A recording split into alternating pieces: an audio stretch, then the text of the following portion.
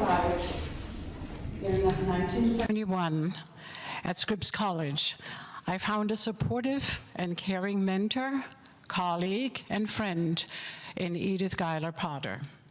Edith had taken over the German department with a goal to strengthen its offerings, expand the number of courses, and build a vital community that not only attracts students, but also educates them for a competitive professional world outside the academic circle. That included the offerings at Scripps, but also a study abroad program that she launched successfully in Heidelberg. In contrast to our present highly professional programs, the beginnings of Edith's outreach were personal and individual. While Professor Alois Wierlacher functioned as the academic liaison, his wife Edda provided the personal support for the students. The Wierlachers opened their doors to our students with dinners, birthday parties, and holiday celebrations.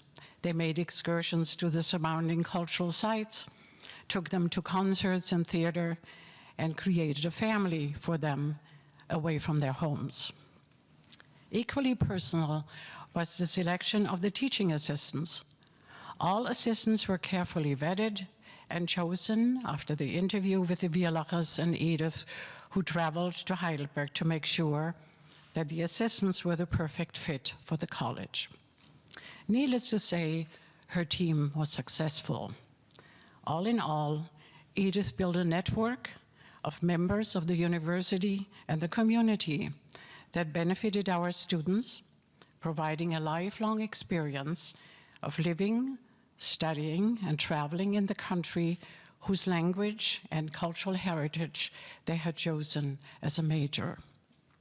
After Edith retired, I took over a vital and prospering German department with close ties to Heidelberg and the group of students and assistants who were such a vital part of the program.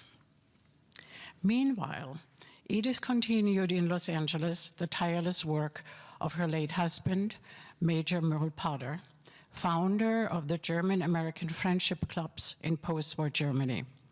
She was awarded the Order of Merit by the Federal Republic of Germany for her services. Edith bequeathed the college with an endowment in support of students who study abroad. Her generosity has enabled students to visit her hometown, Berlin, among other cultural sites, and explore topics of interest. Preethi de Silva, a tireless advocate of the music and German programs at Scripps, has invited me to participate in the concert celebrating my colleague and friend. I thank her for the opportunity and express my gratitude to be part of the commemoration of an outstanding member of the Scripps faculty.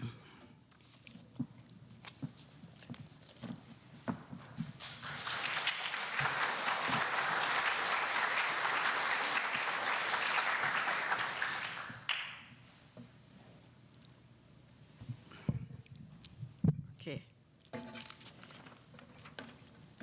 A good afternoon to the students, faculty, and staff of the Claremont colleges, and to local residents and those who have traveled here from afar, including members of the family of the late Merle Potter.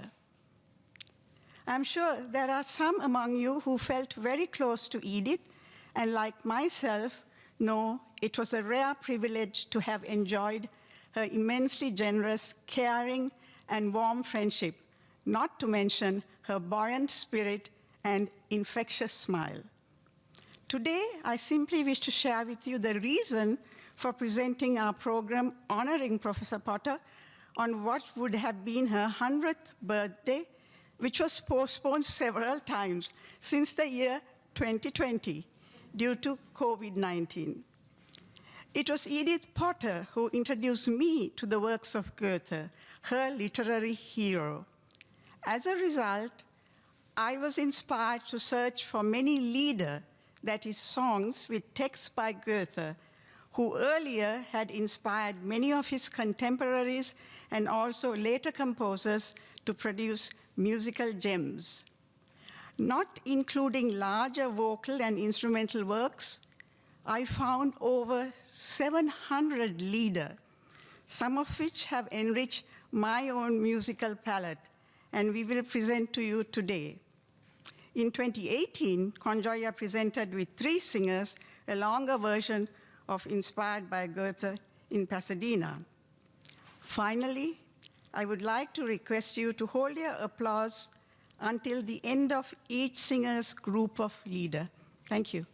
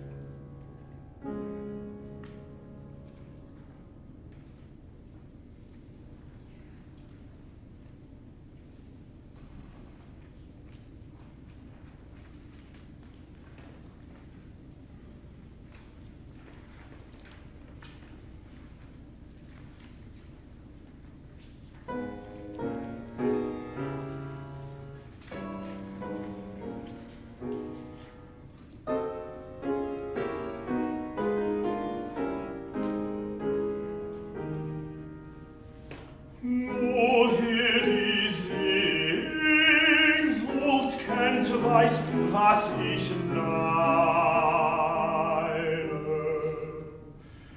Allein und abgetrennt von aller Freude seh ich ans Firmament nach jener Seite.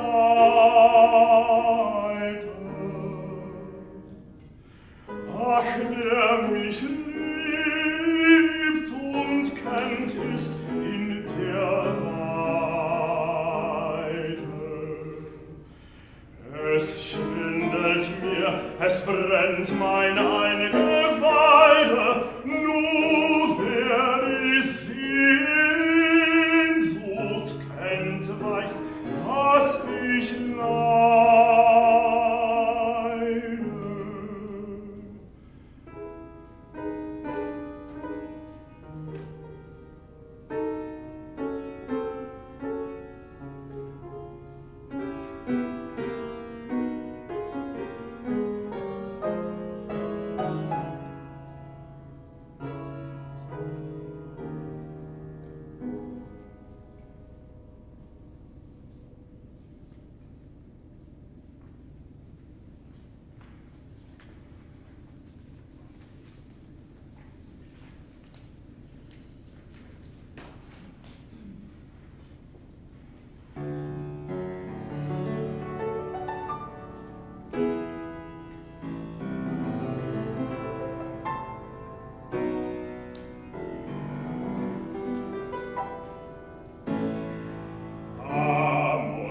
Nicht das Kind, der Jüngling der Psychen verfüllte, sah im Olympus sich frech und der Siege gewohnt. Eine Göttin erblickt von allen die herrliche Schöne, Venus Urania war's und entbrannte für sie. Ach, die Heilige selbst, sie widerstand nicht dem Färbe und der Verwiegene hielt fest, sie in Arme bestreckt. Da entstand aus ihnen sie neue, lieblicher Amor, dir dem Vater den Sinn, Sitte der Mutter verdankt. Immer findest du ihn in holdenlosen Gesellschaft, und sein reizender Pfeil stiftet die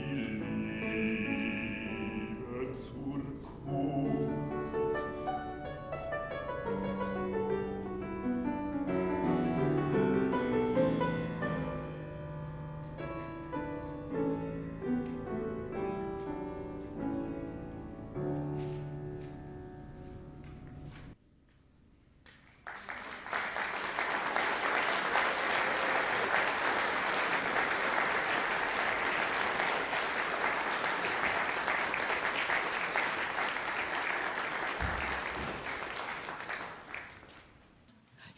Bettina von Arnim, the wife of the romantic writer Achim von Arnim, met Goethe as a young woman and soon began a correspondence with him that provided the material of her epistolary novel, Goethe's Correspondence with a Child.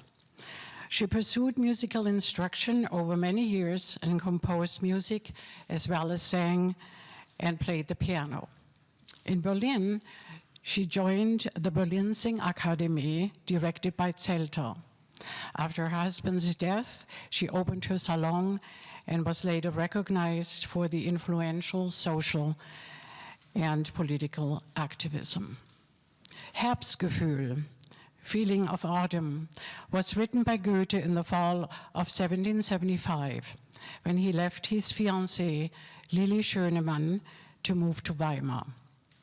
It is typical for the storm and stress period, consisting of the 16 lines without rhyme or meter. Nature is perceived through the human eye, while the human voice is commanding the vines and grapes to green, swell, and ripen. The twin berries of the grapes evoke sexuality and love, symbolic of Goethe's attachment to Lily and his departure. Bedina's affection for the poet and her sensibility to his often quite passionate emotions are expressed in the simplicity of this love song.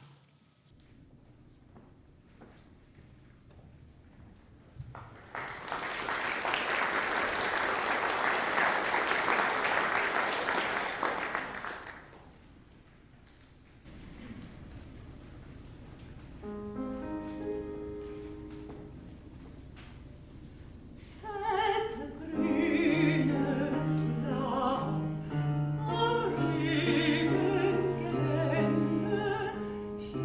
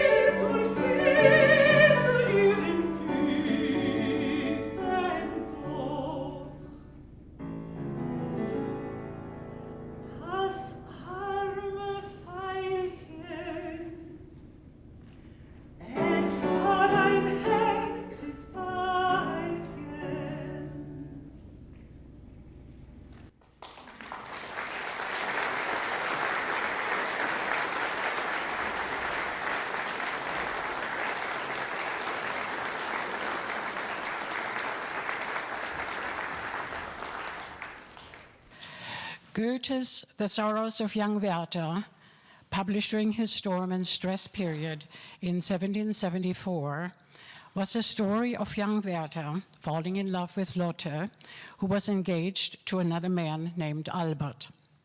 Under the pretext of a journey, he borrowed Albert's pistols, arranged a last emotional meeting with Lotte, chose Christmas Eve as his departure, and killed himself. The novel became a sensational success and established the author's fame, in Germany as well as abroad. Napoleon confessed in 1808 that he had read the book 7 times and had taken with him on his campaign to Egypt. Afflicted by the Werther fever, young contemporaries emulated the love-stricken Werther by wearing his trademark blue coat over yellow vest and yellow trousers. However, Werther fever reached its worrisome stage when readers were infected by his death drive and committed suicide.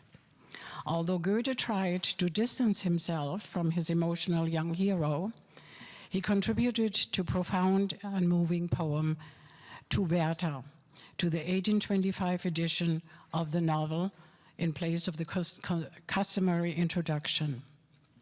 In An Lotte, Werther is addressed as a deeply mourned shadow who was destined to depart while the poet was destined to live.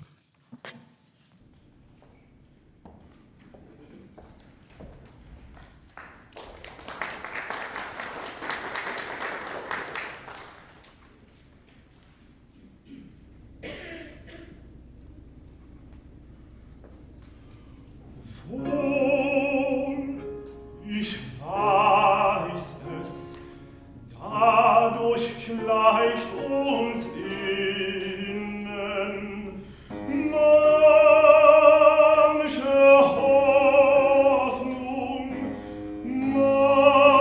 mancher Schmerz.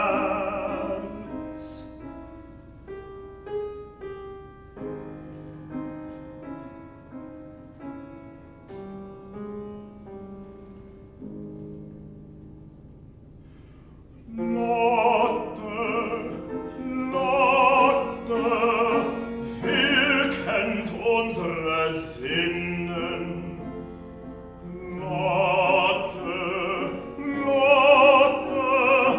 viel kennt unser Herz. Ach, es möchte gern gekannt sein, überfließen in die Mitempfinden eine Kreatur und vertrauen, sie vergneu genießen alles Leid und Freude der Natur, alle Leid und Freude der Natur.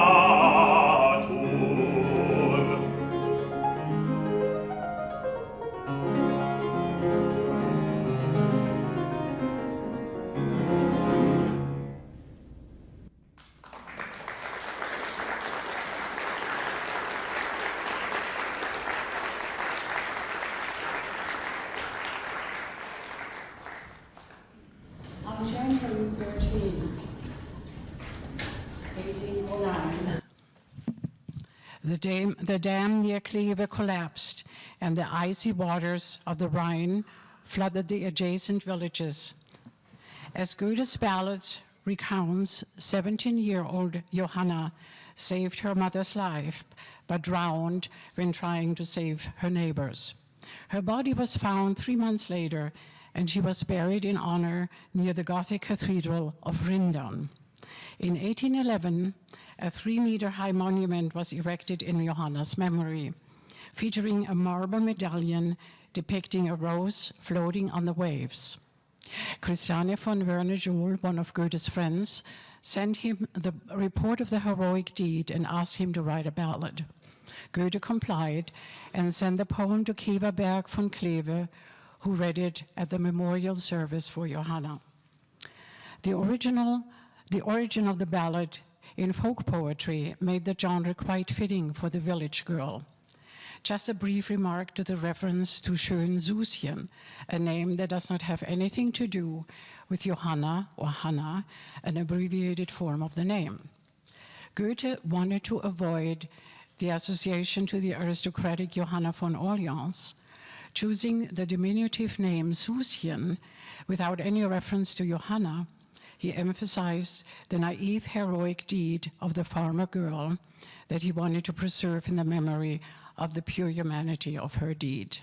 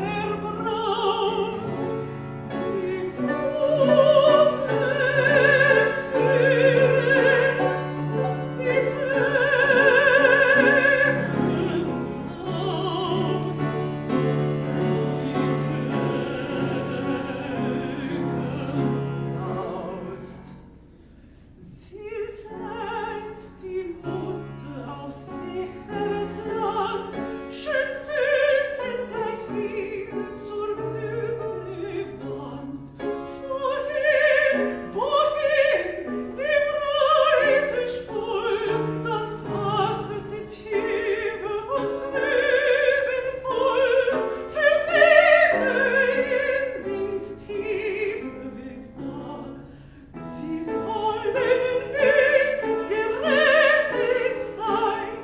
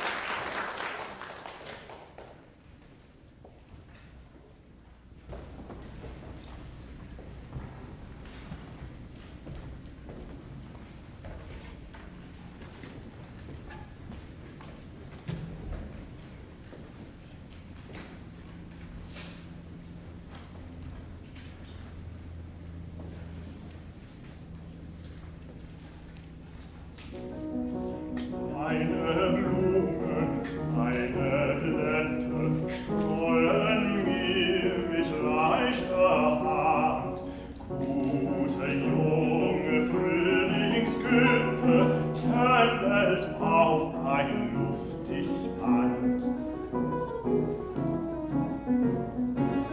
Zerfühl, nimm's auf deine Flügel, schling's meine liebste Kleid, und so tritt sie von den Spiegel an, ihre Munterkeit sieht mit Rosen sich umgeben, selbst wie eine Rosenjung, eine Blick geliebtes Leben, und ich bin belohnt genug, einen Blick geliebtes Leben, und ich bin belohnt genug. Fühle, was ich Herz empfindet, reiche frei mir deine Hand, und das Band, das uns verbindet, sei kein schwaches Rosenband, ja, sei kein schwaches Rosenband. Fühle, was dich Herz empfindet, reiche frei mir deine Hand, und das Band, das uns verbindet,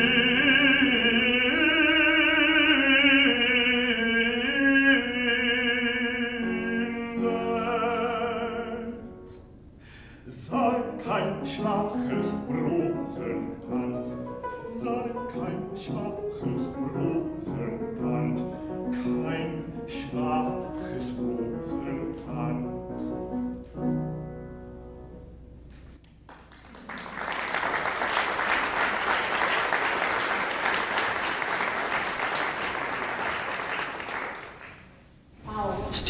A drama in two parts is Goethe's most significant work that he started in his youth in 1772 and 1775 and completed it shortly before he died in 1831. The play is based on the medieval legend of Faust, who sells his souls to the devil to gain wealth, power, and knowledge. Goethe's Faust is attracted to Gretchen because she represents what he cannot have. She's content, happy, and sincere.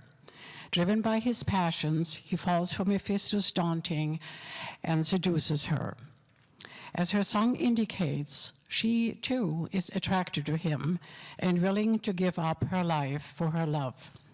Gretchen will remain the redeeming figure in the play, and in the end will save Faust from eternal damnation. The revival of German folk songs in the 18th century moved German literature away from the rationalism and cosmopolitanism of the Enlightenment to Romanticism, where the lied flourished and where many of the poems were set to music. You have heard today Goethe's art poems, that is the Kunstlieder, set to music by his contemporaries, emulating the simplicity of the narrative and composition of the folk song.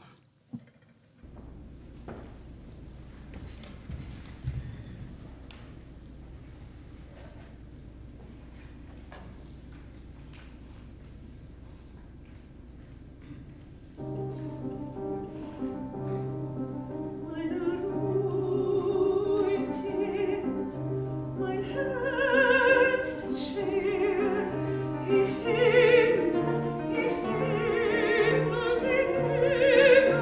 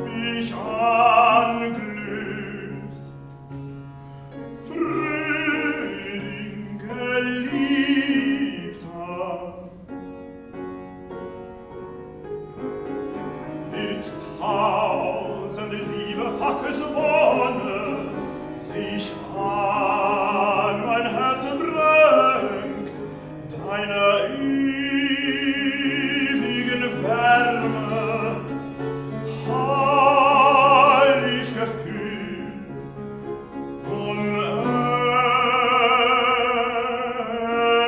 unendliche Schöne,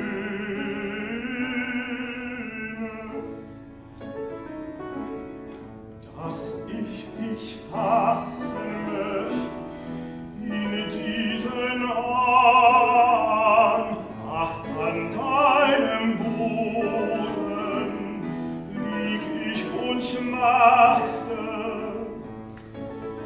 und deine Blumen, dein Gras drängen sich an mein Herz.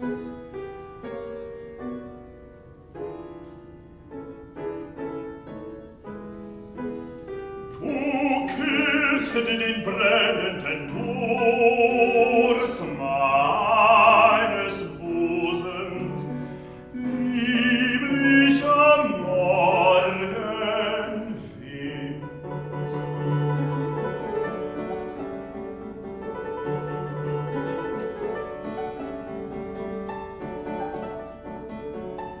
Ruft rein die Nachtigall, nach mir aus dem Nebeltal.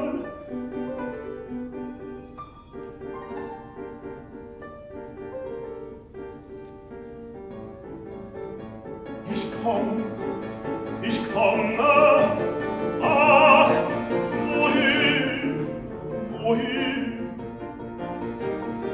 Hinauf strebt's hinauf, hinauf strebt's hinauf, es schweben die Wolken abwärts, die Wolken neigen sich der sinnenden Liebe mir in eurem Schoße aufwärts, umfangen, aufwärts an deine